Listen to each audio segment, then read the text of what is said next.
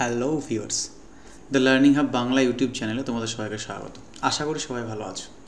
আজকে আবারও তোমাদের জন্য একটা নতুন এক্সেলের উপর টিউটোরিয়াল নিয়ে চলে এসেছি। তো চলো আজকে শুরু করি আজকের টিউটোরিয়ালটি। তো এক্সেল অলরেডি আমি ওপেন করে রেখেছি এবং ডেটা শিট দেখে তোমরা অনেকেই বুঝতে পারছো যে আজকের টিউটোরিয়ালটি কী হবে। তো এখানে দেখো লেখা আছে how to remove all zero. এখানে যে শিটটা আমি বানিয়েছি সেখান থেকে জিরোগুলোকে শুধু আমি রিমুভ করব, রাইট? তো এখানে দেখো দুটো কলামের মধ্যে সি কলাম আর ডি কলামের মধ্যে আমি কিছু দুটো ডেটা শিট আমি রেডি করেছি। দেখো একটার মধ্যে লেখা আছে টেক্সট উইথ জিরো, আর একটা আমি আলাদা একটা কলাম করেছি টেক্সট উইদাউট জিরো। মানে এখানে যে টেক্সটগুলো আছে এই টেক্সটগুলোর মধ্যে কিন্তু জিরো আছে, ঠিক আছে? আর এখানে আমাদেরকে কি করতে হবে, আমি চাইছি যে জিরোগুলোকে বাদ দিয়ে শুধুমাত্র টেক্সটগুলোকে নেব।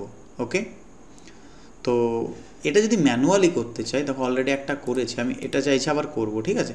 তো তার জন্য আমাকে কি করতে হবে, তাহলে ম্যানুয়ালি করতে গেলে আমাকে লিখতে হবে এখানে এম, তারপরে কি আছে এন, দেন জিরো আছে, জিরোটাকে লিখবো না, তাহলে তারপরে আবার এন, এম আছে, দেন আবার জিরো আছে, তাহলে সেটাকে লিখবো না, দেন এন এইচ। ওকে, তারপর তিনটে জিরো আছে। তাহলে আমাদেরকে কিন্তু এরকমভাবে যদি ম্যানুয়ালি লিখতে চাই, এখানে তো বেশ অল্প কটা ডেটা আছে, তাহলে আমরা যখন প্র্যাকটিক্যাল কোনো কাজ করব সেখানে কিন্তু নাম্বার অফ ডেটা অনেক বেশি থাকবে। তাহলে এরকমভাবে একটা একটা করে যদি আমরা লিখতে যাই অনেক সময় লেগে যাবে, তাই না? তো তার জন্য এক্সেলের মধ্যে এমন কি ট্রিক্স আছে, এমন কি টিপস আছে যেটাতে একটা ক্লিকের মধ্যে বা ড্র্যাগ অ্যান্ড ড্রপ করে পুরো হয়ে যাবে। দেখো অলরেডি আমি কিন্তু করে রেখেছি, দেখবে এইখানে জাস্ট আমি গিয়ে ক্লিক করে দিচ্ছি, এই যে দেখো সব দেখো একটাতেও এই টেক্সটগুলো কিন্তু একটাও জিরো নেই, তাই না? এগুলোতে সব জিরো আছে, এগুলো জিরো কিন্তু জাস্ট ড্র্যাগ অ্যান্ড ড্রপ করে দিলাম, রিমুভ হয়ে গেল। বাট এটা হলো কী করে, আমাদেরকে তো শিখতে হবে, তাই না? তাহলে চলো আমি তোমাদেরকে শিখিয়ে দিই যে জিরোগুলো আমরা কীভাবে রিমুভ করব। তার জন্য এই পুরো ডেটা শিটটাকে আমি ডিলিট করে দিলাম। ওকে, এই টেক্সটগুলো আমরা রেখে দিলাম, কারণ এইগুলো থেকেই আমরা জিরোগুলোকে বাদ দিয়ে শুধুমাত্র টেক্সটগুলোকে নেব। এর জন্য আমাদেরকে এক্সেলের মধ্যে একটা ফাংশান আছে, সেই ফাংশানটাকে ইউজ করে করতে হবে। সেই ফাংশানটার নাম হচ্ছে সাবস্টিটিউট। সাবস্টিটিউট মানে তোমরা প্রত্যেকেই বুঝতে পারছো অনেকে। সাবস্টিটিউট মানে বলা যেতে পারে অল্টারনেট, মানে রিপ্লেসমেন্ট, একজনের পরিবর্তে আর একজনা। দেখবে আমরা যখন ফুটবল খেলা দেখি মাঝে মাঝে কিন্তু একটার পরিবর্তে আর একটা প্লেয়ারকে কিন্তু নামায় মাঠে, তাই না? তো সেরকম ধরনেরই একটা ফাংশন আছে, সেটাকে ইউজ করে কিন্তু আমরা করতে পারি। বাট সাবস্টিটিউট ফাংশনটা অনেকেই আমরা জানি, বাট এটা জানি না যে এই জিরোগুলোকে রিমুভ করার জন্য সাবস্টিটিউটের আবার কী কাজ। তো দেখো আমি কিভাবে করছি। ওকে, তো তার জন্য ফার্স্টে আমাদেরকে কী করতে হবে, ইকুয়াল সাইন দিতে হবে, কারণ এই জিনিসটা আমি বারবার তোমাদেরকে বলে এসেছি এক্সেলের মধ্যে। In Excel a formula, a function must begin with an equal sign.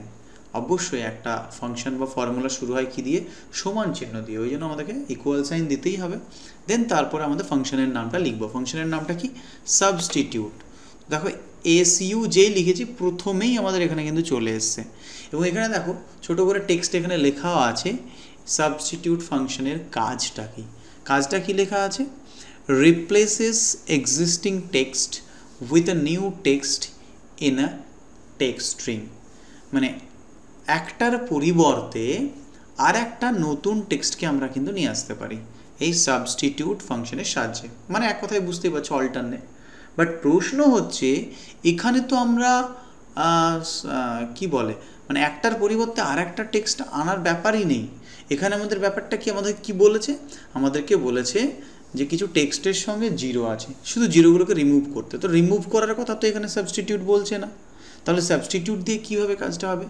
ওই জন্যই সবসময় ভাবতে হবে যে ব্রেনটাকে কিন্তু কাজে লাগাতে হবে যে কীভাবে করা যায়। দেখো সাবস্টিটিউট ফাংশনের কাজ হচ্ছে একটার পরিবর্তে আর একটাকে নিয়ে আসে, বাট আমরা এখানে কিন্তু রিমুভ করবো, একটার পরিবর্তে আর একটা নেবই না। তো সেটাও কি সাবস্টিটিউট দিয়ে করা যাবে? অবভিয়াসলি করা যাবে, তার জন্যই দিমাগটাকে লাগাতে হবে। তো দেখো তাহলে সাবস্টিটিউট ফাংশন চলে এসছে, এবার আমরা ট্যাব প্রেস করে দেবো। ওকে, এবার কি বলছে যে টেক্সট মানে কোন টেক্সটটা সেটাকে সিলেক্ট করতে বলছে প্যারামিটারসে। আমরা এটাকে সিলেক্ট করে দিলাম, সিলেক্ট করে দেওয়ার পর কমা। এবার বলছে দেখো ওল্ড টেক্সট। ওল্ড টেক্সট মানে হচ্ছে যেটার পরিবর্তে আমরা নতুন টেক্সট নিয়ে আসতে চাইছি।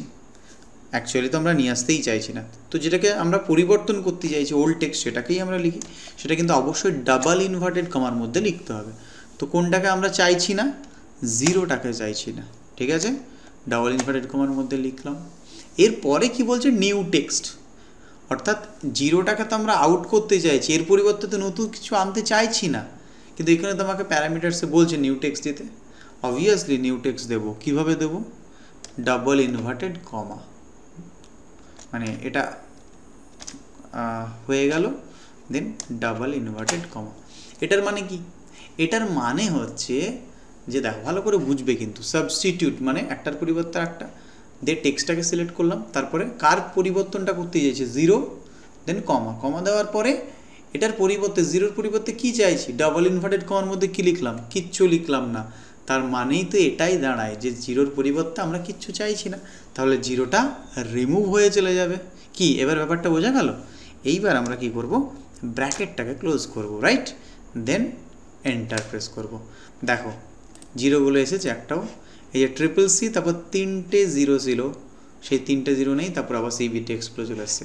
তাহলে একটা করে দেওয়া মানে কি, আমার 10টা থাক, 10,000 থাক, 10 লাখ থাক, আমরা জাস্ট কি করব, drag and drop, fill and tell করে দেবো, ব্যাস।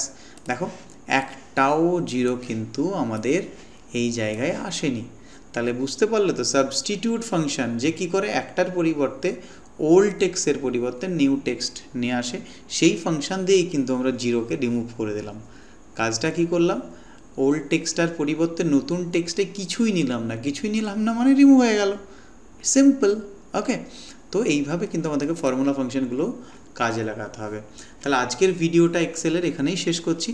যদি ভিডিওটা ভালো লেগে থাকে অবশ্যই চ্যানেলটিকে সাবস্ক্রাইব করবে আর পাশে থাকা বেল আইকনটা প্রেস করে দেবে, তাহলে যখনই নতুন কোনো আমি ভিডিও আপলোড করব তোমরা সঙ্গে সঙ্গে নোটিফিকেশন পেয়ে যাবে। হ্যাঁ, আর এটা অন্য বন্ধুদের সঙ্গে শেয়ার করতে কিন্তু ভুলবে না। ওকে, থ্যাংক ইউ।